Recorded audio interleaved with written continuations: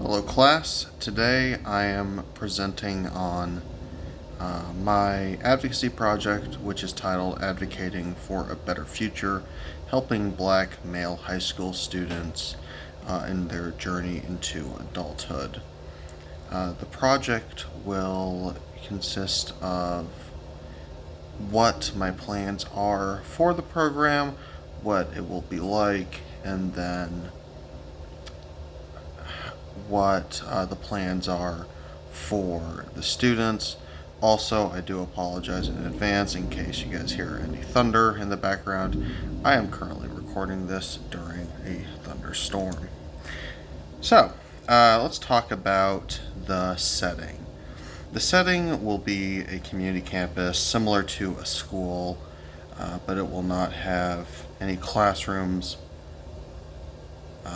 but rather activity rooms such as a football field or some other sport opportunities.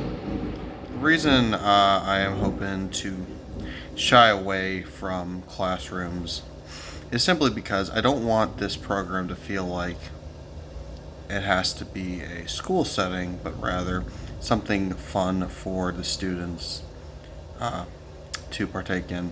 And I think a big way of doing that is actually not calling them students like I just did there.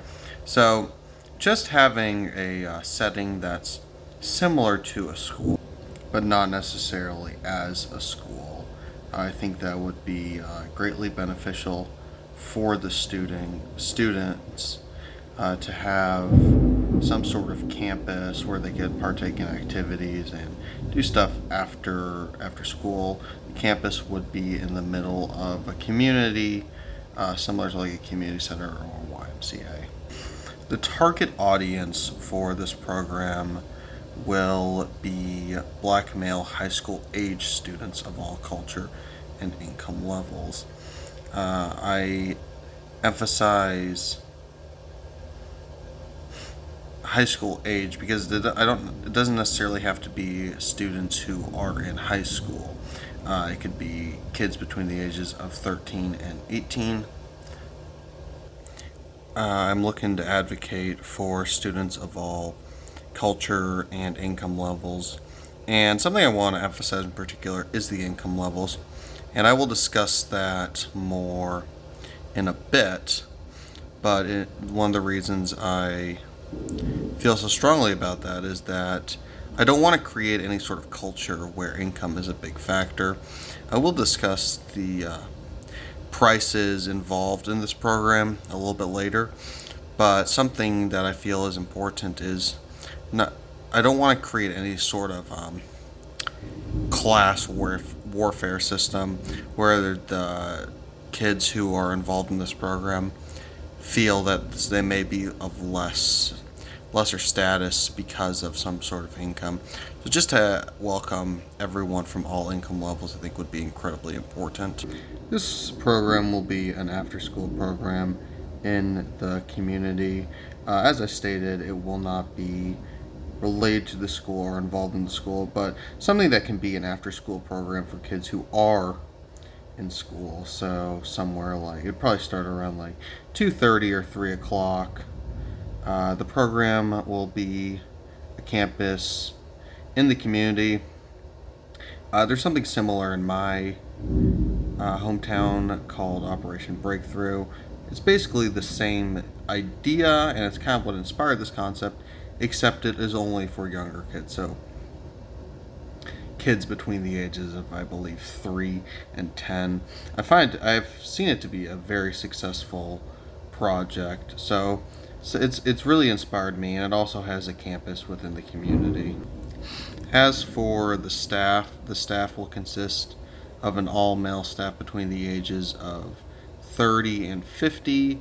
And race will not be a big factor in the staffing. However, when it comes to the reason I have thought about using an all-male staff, and we'll get into the research a bit more later, but one of the reasons is simply that there is a serious crisis of single motherhood single mothers in the Black community, and I think creating just a someone who can kind of be like a father figure for a lot of these kids and to show them a really positive male role model, what I think would be incredibly effective. Also, we will have counselors on staff. So something obviously I want to be able to have therapists in this program. Uh, we will have group therapy as well as just individual therapy, and I'll get more into therapy in a little bit. And then the rest of the staff, they kind of would serve as, I guess you could say, coaches slash. Don't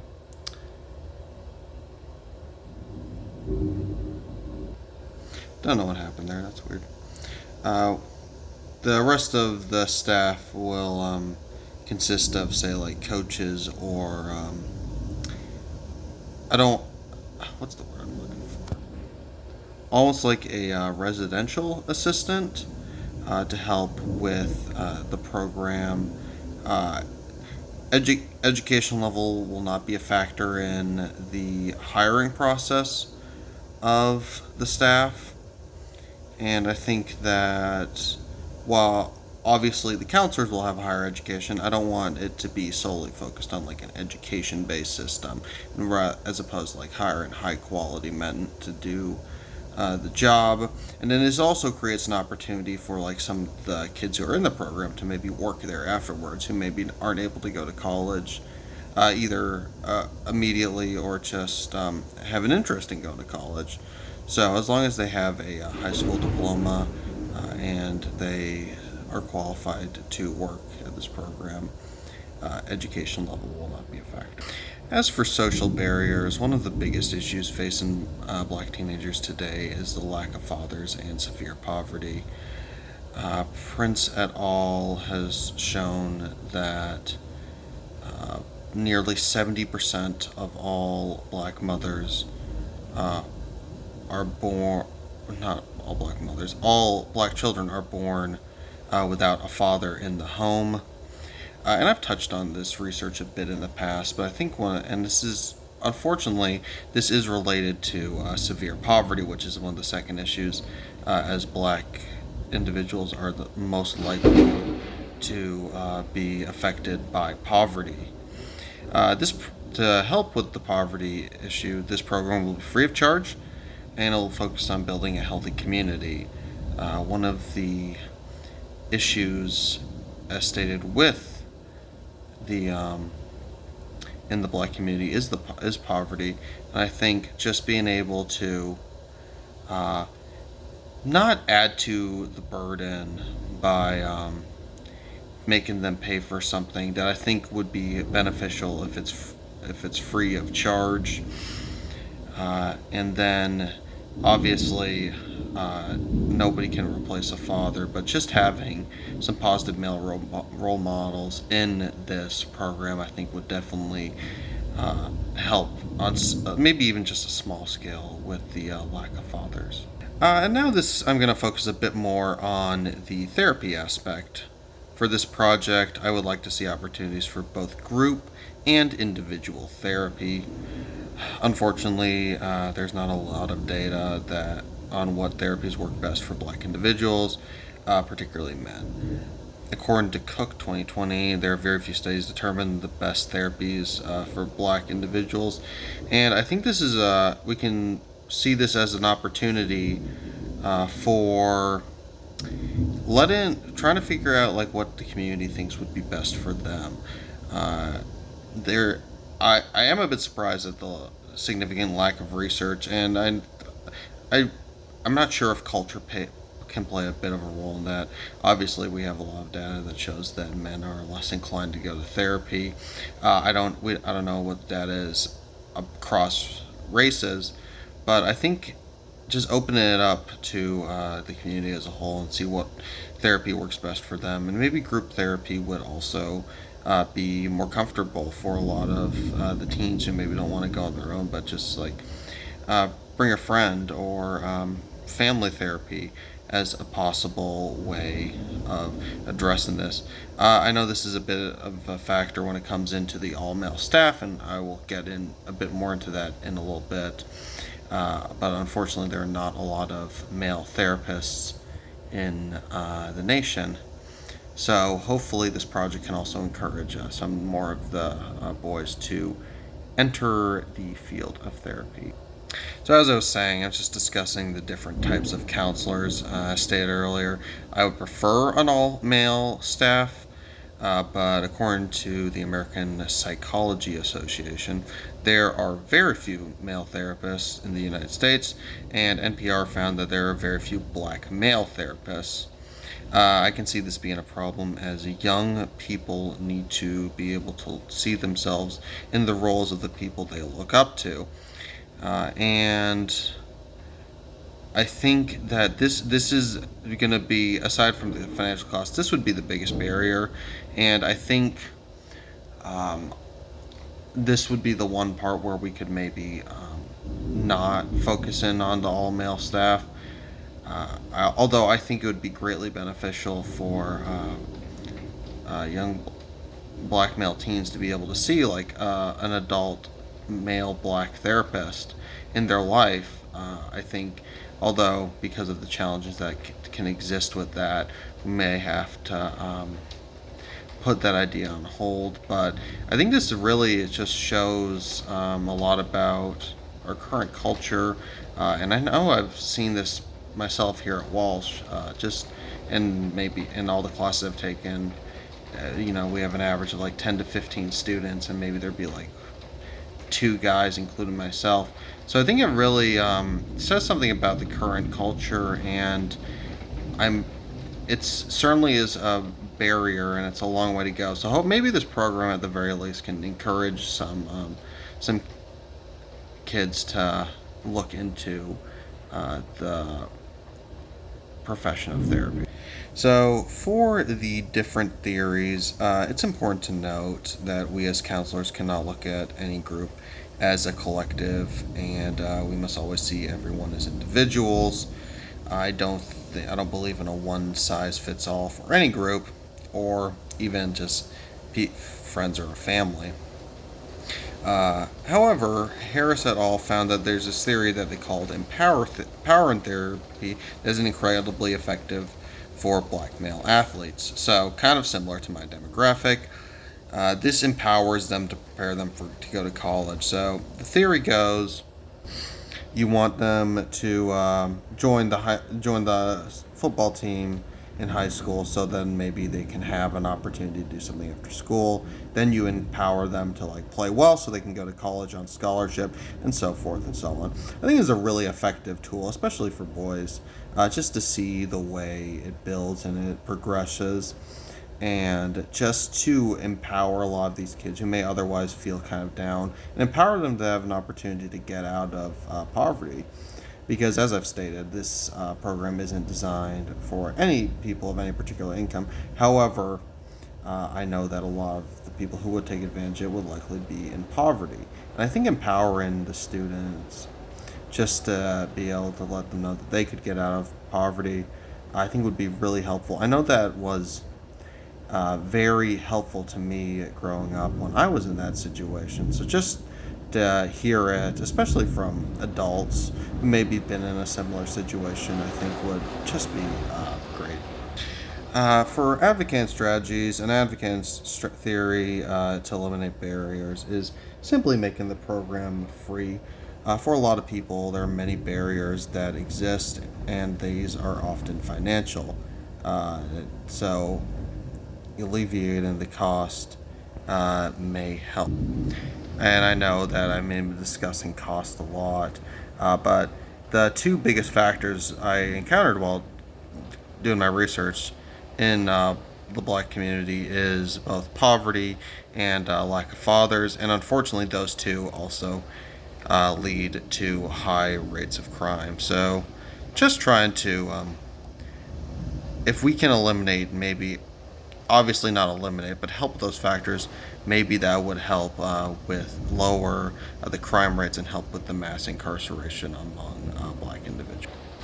So, effective methods for this program simply, first of all, is make it cool, quote unquote. I know it sounds kind of lame when you say it out loud, but I think one of the reasons you can do that is like, don't make it into a chore. I think for a lot of kids, if they view this as something like school, then they'll see it as a chore and something they don't want to do or participate in.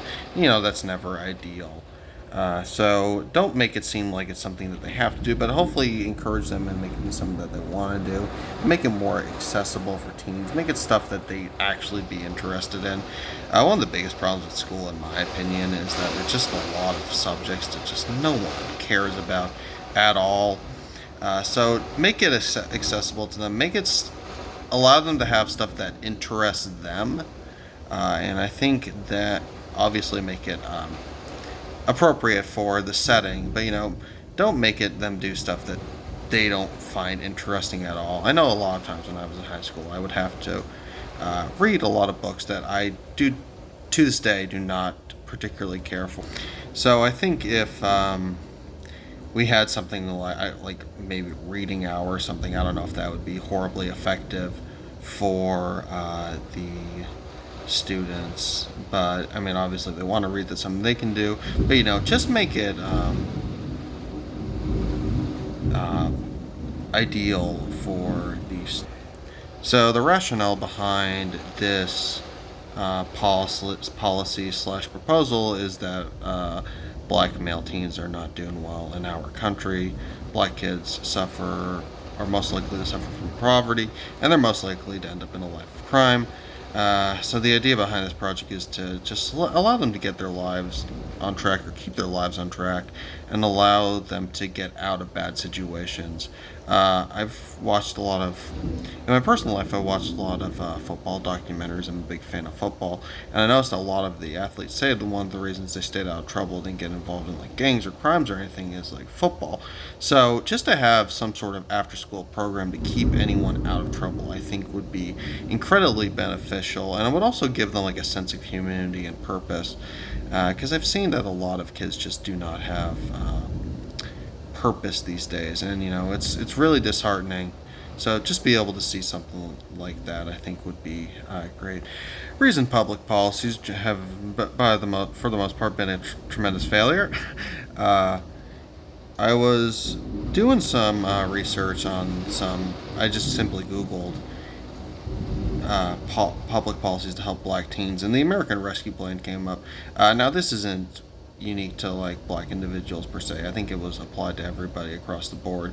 It was intended to help the government's response to COVID-19, and I don't remember the exact amount of money they gave out, but realistically speaking, it didn't seem to help really much of anything. I know people generally were out of a job, and this kind of goes to a bigger point about that. I don't want this program to give out free money. I think that you need, especially to teenagers, which would be an insane idea, what you need is create a program and have it a purpose behind it. I think that would be very beneficial. Just handing out money, I don't think would be ideal. So one of the huge limitations for this project will be money, as this would be an incredibly expensive project. As you know, you have to pay upkeeps on a building, have to pay a full staff, and we'll have to rely on generous donors. Obviously, if the government were to offer a grant, that would be great. But at this time, the biggest limitation that I have noticed when I was going over all this is just simply the financial cost. With that being said, I think the cost is worth the risk if it can help the future, the black youth of America. So either through grants, donations, and then also just getting the word out. So it could be at like schools, to have flyers at schools, churches, all that, just to be able to get the word out on this program. So in conclusion, the idea behind this project is to help the black youth of America, and then boys in particular. Unfortunately, a lot of boys are falling behind in society, and There are a lot of reasons behind that, but then based on everything I've noticed from like the research I did on this project to just what I've noticed in my own line of work is that a constant state of poverty and fatherlessness in the black community is at an all-time high, and it doesn't seem to be going down. Um, a lot of this is simply changing behaviors. So I'd like to think that with this program, the black teens who participate in this program, maybe after when they're through it, they'll decide maybe to want to become better fathers because of what they see through their teachers, and hopefully be able to find good jobs after this program, or maybe even work for the program to help with poverty and the community. So this has been my presentation. Thank you guys so much. I do apologize for any of the noise in the background. Like I said, I was recording during a storm, but once again, thank you guys so much. I really appreciate it.